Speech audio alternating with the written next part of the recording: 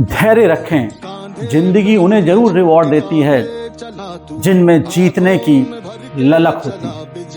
तो अपनी उस ललक को बनाए रखिए और इसी तरीके से मेहनत करते रहिए।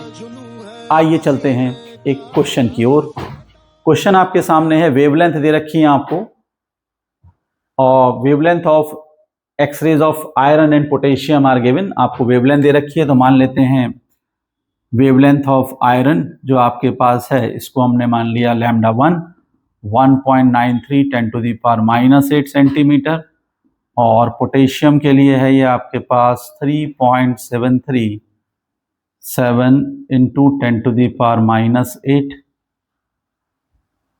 Sorry 3.8 centimetre.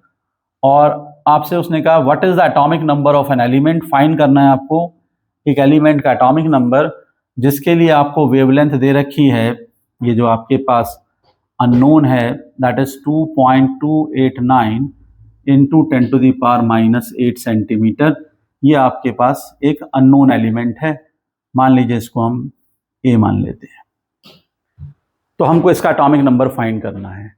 अब बड़ा अजीब सा क्वेश्चन है कि वेवलेंथ दे रखी है, एटॉमिक नंबर फाइंड करिए, कहीं कुछ कनेक्शन नहीं समझ में आएगा तो कैसे इस तक पहुंचा जाए। तो आपने एक मोजले, हेनरी मोजले का नाम सुना होगा। हेनरी मोजले का एक रिलेशन था कि जो आपके पास फ्रीक्वेंसी है that is directly proportional to atomic number.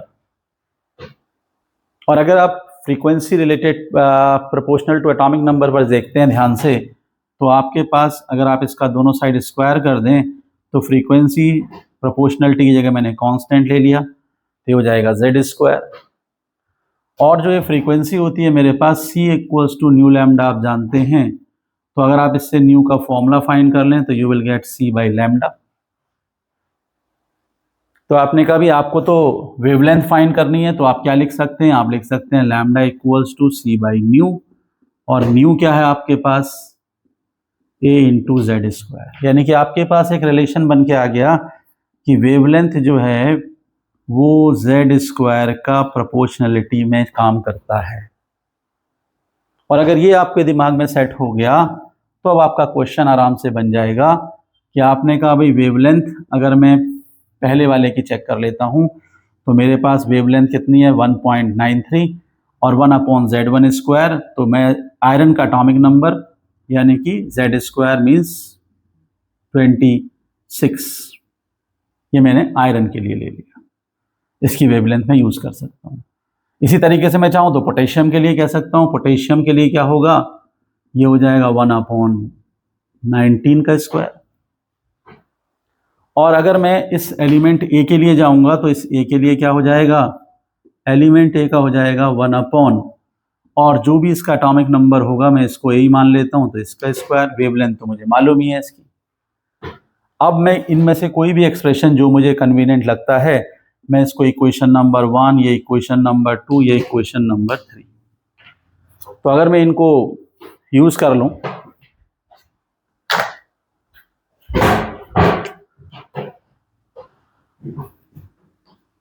Equation number 1 और इक्वेशन नंबर 3, तो 1/3 कर लेता हूं तो मेरे पास आ जाएगा 1/लैम्डा 1 जो आपके पास आयरन है, और ये आपके पास लैम्डा ए इसका, और इसका एटॉमिक नंबर है आपके पास 26², और ये मेरे पास हो जाएगा Za²।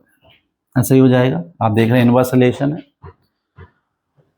ये दोनों वैल्यू मेरे पास है, मुझे z का वैल्यू ही निकालना है तो Za² equals to 26² into iron का जो वेवलेंथ है मेरे पास है 1.93 10⁻⁸, और ये जो है मेरे पास अननोन वाला इसका है 2.289 10⁻⁸।